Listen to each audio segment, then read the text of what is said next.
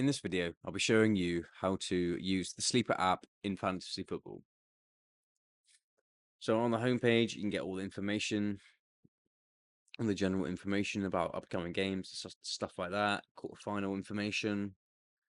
On fantasy here, we can create our own Premier League team or team that we want.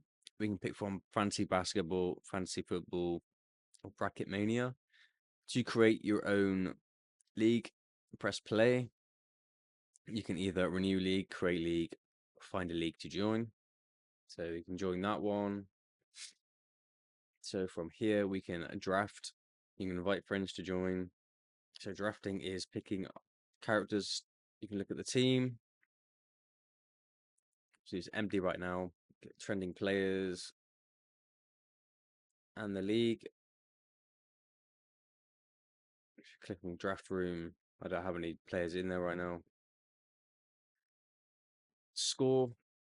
So that was me joining a team. If I want to create my own, you press on play and then you create your own league there.